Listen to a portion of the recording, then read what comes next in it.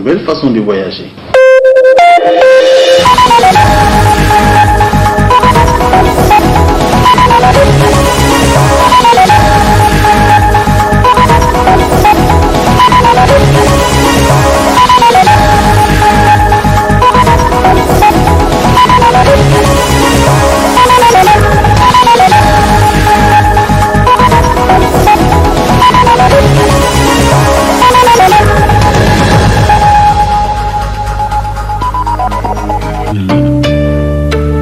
Messieurs, dames, bonsoir et bienvenue sur cette édition du soir. Édition que nous ouvrons avec la cellule communication du comité interministériel de riposte à la pandémie du coronavirus a animé hier après-midi une conférence de presse. L'objectif étant d'édifier davantage l'opinion publique sur la maladie à Covid-19. Ralia Sami et Mounmouni Abdrahman pour le reportage. Cette conférence de presse organisée par la cellule communication du comité interministériel de riposte à la pandémie de coronavirus est la toute première activité du genre de cette cellule. Elle permet aux experts chargés de la question du Covid-19 au Niger d'apporter d'amples explications sur la dite maladie qui sévit au Niger. Il y a énormément de médicaments que les gens sont en train de tester actuellement, mais pour l'instant, il n'y a aucune recommandation formelle à utiliser ces médicaments. Mais dans la prise en charge et vu la gravité de la symptomatologie, au Niger, nous avons quand même opté pour traiter avec la chloroquine ou l'hydroxychloroquine. D'accord ? Donc actuellement, les patients sont sous ce traitement-là au niveau des hôpitaux.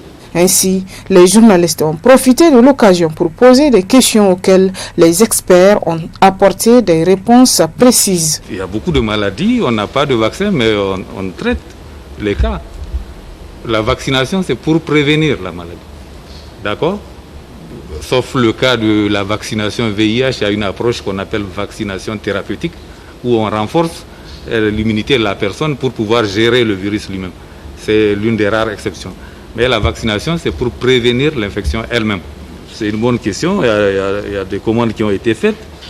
Il y a des commandes qui ont été faites de matières premières pour redémarrer les machines qui font les comprimés ici à Sonifar. C'est l'ONPPC qui a été scindé en 3 parties. L'ANSPEX, ONPPC, nouvelle formule, et la Sonifar. Donc ils seront en mesure de fabriquer directement à partir de la matière première. Mais même ça, on a les machines, il faut commander la matière première. Alors, certains parlent de la disponibilité de cette matière première en Corée du Nord. Il y a une seule ligne Corée du Nord, c'est la Chine. C'est par la Chine, ça vient en Chine, donc c'est déjà disponible. Parce que tous les vols passent par la Chine. Alors, résultat du ministère de la Santé, trop de positifs, est-ce que vraiment le test est fiable? C'est le même test qu'on utilise partout. Le test est fiable, guérison sans séquelles. Moi, je parlerai d'une séquelle qu'il faut avoir, séquelle entre guillemets. Puisque quand vous êtes guéri des signes, on dit vous êtes guéri, on vous laisse encore en observation 2-3 semaines, puisqu'il y a une élimination du reste des virus pendant cette période-là. Donc, on est guéri cliniquement, mais il y a la guérison virologique qu'il faut attendre. Donc, le temps que le reste des virus soit totalement éliminé donc, on peut l'appeler séquelle entre-temps, mais il n'y a pas de recul, à moins que ce soit des gens dont le tissu pulmonaire a été suffisamment atteint et qu'on a pu rattraper par la réanimation ou avec tous les dispositifs de respiration artificielle et autres. Ainsi, pour mieux sensibiliser les populations sur les risques liés à cette maladie, la cellule communication entend élargir davantage sa communication autour de la question, ce qui permettra de conscientiser les populations en ce qui concerne cette maladie et qu'ensemble on puisse lui barrer la route. La suite de cette édition avec le président de la délégation spéciale de la ville de Niamey, Mokhtar Mahmoudou, qui a procédé ce matin à une sensibilisation de proximité au profit des commerçants dans le cadre de la lutte contre le Covid-19. Amadou Harouna et Mouni Abdrahman.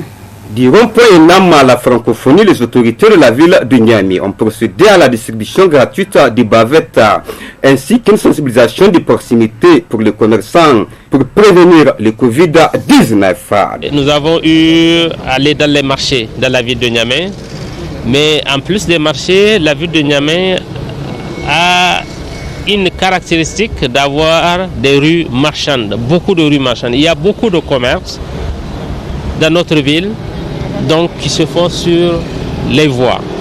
Et nous avons choisi aujourd'hui de nous approcher de ces commerces-là pour les sensibiliser sur toutes les mesures de prévention contre le Covid-19. Vous savez, les commerces, ce sont des lieux où nous avons une fréquentation forte des populations. D'abord, au niveau de ces commerces, nous avons demandé qu'il y ait le dispositif de lavage de mains. Aujourd'hui, à l'issue de la visite, nous avons vu certains qui ont ce dispositif, d'autres qui n'en ont pas. Ceux qui n'en ont pas, nous les avons rappelés gentiment pour qu'ils fournissent l'effort d'en avoir. Nous avons vu parmi ces commerces certains qui portent des bavettes, d'autres qui n'en portent pas. Ceux qui n'en portent pas, nous leur avons demandé de faire le nécessaire. Nous les avons demandé au commerce d'apporter un concours au gouvernement, à tous les efforts. C'est quoi ce concours? Ce concours, c'est effectivement le dispositif de lavage de mains. Ce concours, c'est porter des bavettes, mais mettre aussi, si possible, à la disposition des populations des bavettes. Ceux qui viennent, qui n'en ont pas. Mais de les pousser à porter les bavettes, de les pousser à laver les mains, de les pousser à respecter toutes les mesures que le gouvernement a donné, que les spécialistes de la santé ont donné pour que nous nous protégeons contre cette pandémie. Vous voyez ce qui se passe. La maladie ne recule pas. La maladie continue à avancer. Et c'est pour cela que nous allons encore redoubler d'efforts dans la sensibilisation pour que la partie de la population qui n'a pas encore pris conscience de la nécessité de se prémunir, de la nécessité de respecter ces mesures, que cette population puisse comprendre davantage. Il y a déjà chez certains commerçants une prise de conscience collective dans la lutte contre le coronavirus. Les activités académiques et pédagogiques doivent se poursuivre même durant cette période de confinement. Ainsi, le gouvernement a pris certaines mesures pour y arriver. Mais est-ce réellement faisable? Élément de réponse dans ce reportage de Ralia Sami et Ibrahim Kantama. Suite au retard académique déjà engendré et à la pandémie du coronavirus qui a fait fermer les écoles, le gouvernement a décidé de combler ce vide à travers la poursuite des activités académiques et pédagogiques pendant cette période de confinement. Ainsi, plusieurs stratégies sont mises en place pour la continuité des cours, des stratégies que les étudiants jugent insuffisantes. Ils proposent des cours en ligne. Bon, moi je me dis il y a un certain nombre de difficultés qu'il va d'abord voir comment on va transcender, ensuite mettre tout ça en place. Pour les universités maintenant, là le cours en ligne peut être une option. Puisque déjà on a l'UVA qui est là, on a déjà un peu de Wi-Fi partout, on a déjà des enseignants qui ont déjà leurs cours en format électronique et autres.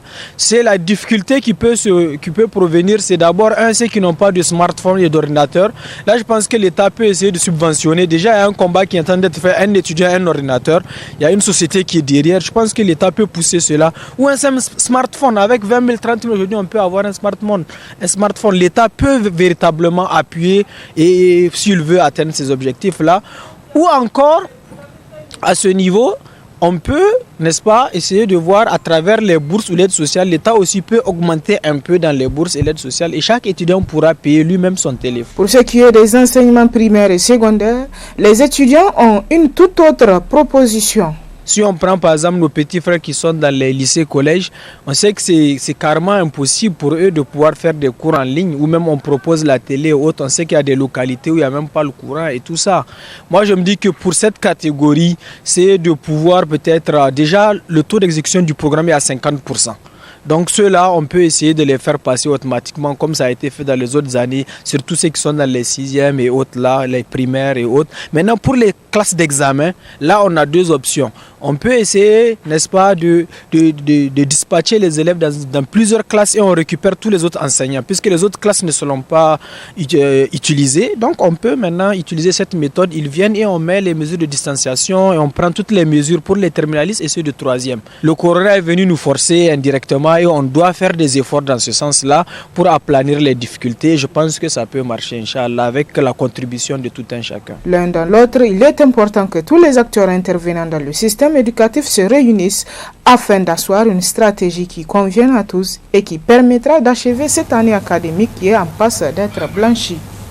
Intéressons-nous à présent dans cette édition à la vente de bétail au niveau du marché de bétail à 3 coups. Le Covid y a également laissé son empreinte. Constat avec Sharifatou Suleiman sur les images de Ibrahim Kantama. Depuis le déclenchement de la pandémie du coronavirus au Niger, toutes les activités économiques du Niger tournent au ralenti. Aucun secteur n'est épargné. Le marché de bétail 3 coups est aussi frappé de plein fouet. Les revendeurs de bêtes font face à plusieurs difficultés en cette période. Maintenant, dans nos marchés là, vous voyez ceux qui sont là dans les marchés là. On est là, ça ne marche pas beaucoup, mais ça marche un peu, c'est pas beaucoup comme avant là. Parce que maintenant les gens ne viennent pas beaucoup. Même les marchés qu'on a quittés, partis dans les brousses là, on a bloqué les routes. Quand on a dit on est parti, on n'a pas gagné laisser-passer. On m'a dit on me refoulait. On a un peu les gens qui en brousse là qui amenaient un peu ici. Le marché 3 coups, jadis plein à craquer de bêtes, est aujourd'hui quasiment vide. Les revendeurs n'arrivent plus à faire entrer du bête. La marchandise, ça passe, mais il n'y a pas de marché. On ne sait pas. Comment encore on n'a pas mené ça. Beaucoup. Un peu qui vient. Un peu qui vient. On n'a pas les gens qui ont mené. Depuis le coronavirus là, on a dit, les gens, beaucoup ils n'aiment pas passer le marché. Nous, on a pris le nombre de gens qui ont des voitures petits ici là, qui sont partis en brousse payée là. On a amené là-bas à la Goforanola. Ça fait 2 semaines. Jusqu'à présent, on n'a pas gagné. J'ai parti le matin, j'ai parti le soir, au midi après, ce soir. Aujourd'hui même que je n'ai pas été là-bas. Il faut souligner que, depuis le début de cette pandémie, la commercialisation des bêtes est en baisse. Il faut noter qu'au Niger, le taux de consommation de la viande est élevé. C'est pourquoi il est important de revoir la situation des commerçants revendeurs de bêtes pour qu'ils puissent mener à bien leur activité. Puis sur tout un autre plan, parlons du processus d'urbanisation des villes en cours dans notre pays. Les municipalités s'y attellent à pied d'œuvre avec l'installation à Niamey des feux tricolores au niveau des différentes carrefours de la ville. Afang Béjic aussi pour le reportage. Progressivement, presque toute la ville de Niamey se métamorphose avec tant de réalisations et surtout grâce à l'installation de feux de circulation routière, aussi appelés feux tricolores. Ces dispositifs de dernière génération autour des grands carrefours ont pour finalité de désengorger nos routes qui connaissent des embouteillages sans fin suite à l'augmentation excessive d'engins routiers afin de rendre plus fluide la circulation et de réduire constamment le taux d'accidents routiers. Feu rouge quoi. Comment il y a Vraiment, ces installations de panneaux de régulation de circulation sur nos routes sont les bienvenues et sont aussi à saluer. Elle permettra de mieux assainir nos routes et d'éviter les embouteillages.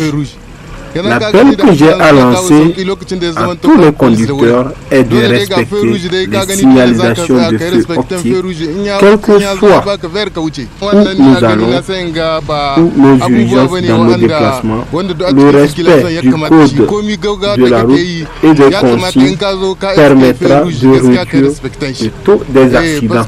Et avec ces installations, même en l'absence des policiers, je pense que les conducteurs n'auront rend pas assez de soucis. sai ka zo ka iske feru joyi kai kana gaugawa wuf ka shiga wannan gaskiya ni a gani na dai ba abubuwa ne ba waɗanda ya kamata mu rinka hakuri in feru ta zo mu respecter lokacin da fer ya zo mutun ya wuce. Cette volonté manifeste de faire et d'accompagnement des autorités municipales s'inscrit dans le programme Niamey-Niala visant à donner à la capitale l'image d'une ville coquette au sens des valeurs morales de bienveillance et du coût des investissements conséquents que chaque acteur, quelle que soit son appartenance, doit agir de façon pieuse et responsable en protégeant et préservant les acquis publics lors des marches de protestation.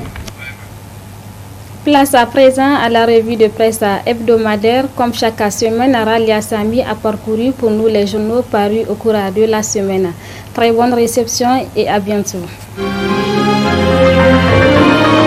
MNSD Nassara Seyni Oumarou prépare sa saison politique 2020-2021, nous rapporte dans ses titres le journal Le Hérisson qui se demande qui a dit que le président du Mouvement national pour la société de développement MNSD Nassara est politiquement fini. Le journal estime que conscient de l'ampleur du mouvement interne hostile à sa gouvernance qui se dessine à l'horizon, en illustre des plaintes portées contre le bureau politique national. Dans la crise des sections devant la justice, Seyni Oumarou se prépare à toutes les éventualités. Charité bien ordonnée commence par soi-même, a-t-on coutume de dire.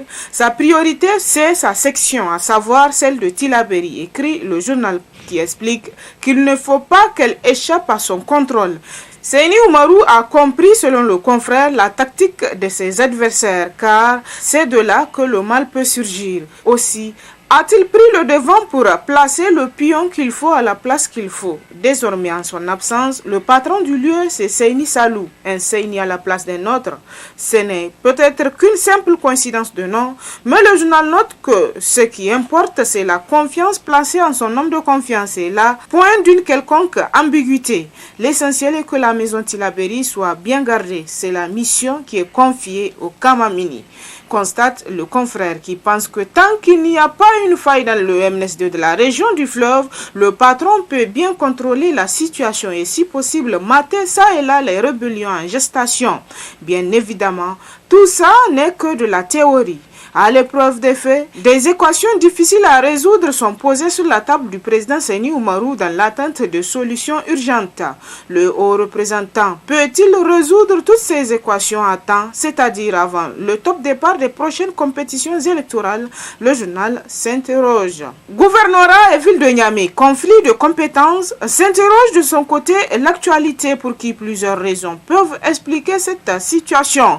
Coopté par le régime après la dissolution du conseil de ville, régulièrement installé à la suite d'une élection normale, c'est lui qui est catapulté à la tête de la ville, cessé en mission et a conscience autant de la fragilité de son pouvoir et de la redevabilité, sinon de la servilité qui le lie à ses bienfaiteurs auxquels il doit une soumission et des résultats prédéfinis qu'il doit à tout prix leur préserver.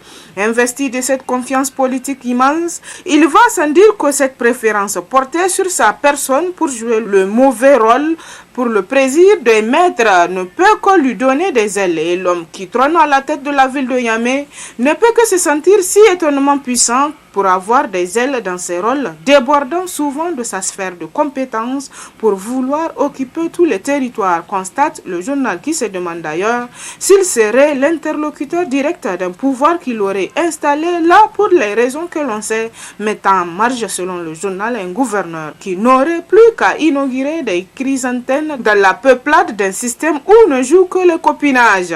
Parlons à présent de la lutte contre le coronavirus. À propos de ce sujet, le monde aujourd'hui s'exclame à sa une « Attention à la marchandisation du Covid-19 ». Le journal note que la lutte contre Covid-19 n'est pas qu'un engagement de plus au service des citoyens pour tout le monde. Ça peut être, et les Nigériens le craignent sérieusement, une belle opportunité d'enrichissement illicite pour d'autres voyous de la République qui désespèrent de trouver eux aussi une aubaine similaire à la lutte contre le terrorisme exploité.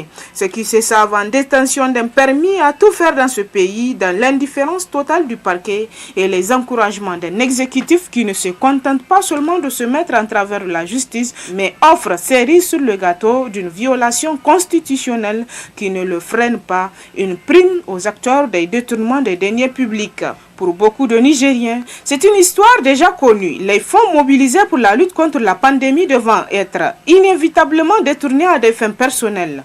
Quoique le climat politique se soit quelque peu adouci depuis le début de l'expansion de la pandémie au reste du monde sur le plan social, ça bouillonne plus que jamais. On aurait dit que le coronavirus était venu verser un grain de sel dans un feu qui refuse obstinément de s'éteindre. Le Courrier, lui, nous rapporte dans sa parution que les tout derniers réglages sont en cours pour la constitution d'un gouvernement d'union nationale. Le Courrier a appris de ses sources l'existence de tractations politiques en vue de la formation d'un gouvernement d'union nationale. Les tractations seraient d'ailleurs, selon le journal, très avancées. Certains partis politiques ayant déjà transmis à qui de droit la liste de leurs ministrables. Les choses sont manifestement allées très vite et de façon beaucoup plus efficace, la discrétion ayant joué à fond. En fait de discrétion, la pandémie de coronavirus a largement favorisé ces pourparlers secrets, les Nigériens ayant leur attention tournée vers la lutte contre la pandémie. Selon la source du journal, il ne reste plus que quelques petits réglages à faire, notamment avec certains partis qui exigent un peu plus d'assurance et de garantie par rapport à un certain nombre d'aspects. Le journal ajoute que des réticences, voire des oppositions tenaces existent. Mais fort heureusement, note-t-il, ils n'ont pas les moyens de leur politique et doivent à corps défendant faire avec la nouvelle donne. Le calumet de la paix, c'est pour bientôt, conclut le confrère. Quant au journal L'Enquêteur, il nous raconte dans sa parution « Mois de jeûne et confinement, Ramadan à haut risque ». Le jeûne de Ramadan débute selon le confrère dans tout au plus une dizaine de jours. Il est observé par les musulmans pratiquants un mois durant au cours duquel il leur est interdit de boire et de manger de la journée. Une interdiction qui court de l'aube à la tombée du soleil selon des horaires fixés. Le jeûne débute en principe la semaine prochaine, mais dans un contexte particulièrement difficile, caractérisé notamment par la forte canicule qui prévaut actuellement dans notre pays et les mesures restrictives de certaines libertés publiques liées à la lutte contre le Covid-19, comme l'interdiction des prières collectives au niveau des mosquées et le couvre-feu instauré à Niamey de 19h à 6h du matin. Quelles sont les nouvelles dispositions que compte prendre le gouvernement pour permettre aux fidèles d'accomplir le jeûne de Ramadan qui tambourine à la porte? Est-ce de manière concertée avec le Conseil islamique du Niger? Le journal s'interroge et estime que, dans tous les cas, le maintien du couvre-feu pendant cette période n'est pas une bonne option car les gens vivent surtout la nuit durant le mois de Ramadan. Le journal Le Républicain, lui, est revenu sur l'affaire de l'audit au ministère de la Défense et il écrit dans ses titres que la machine judiciaire est en marche. Elle est désormais en marche et tout va se savoir sur cette affaire qui fait couler beaucoup d'encre et de salive.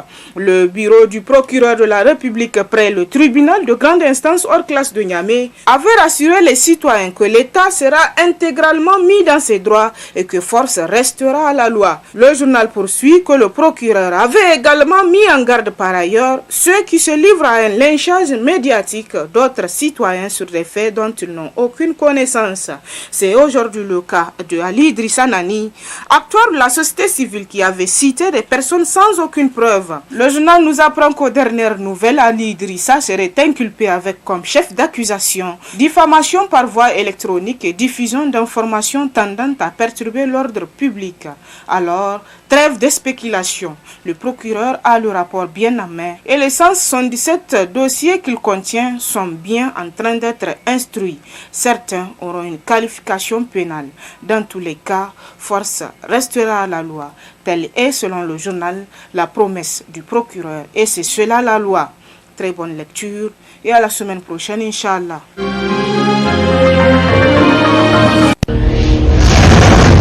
Ce journal vous a été offert par STM Ténéré Transport Voyageurs. STM, une nouvelle façon de voyager.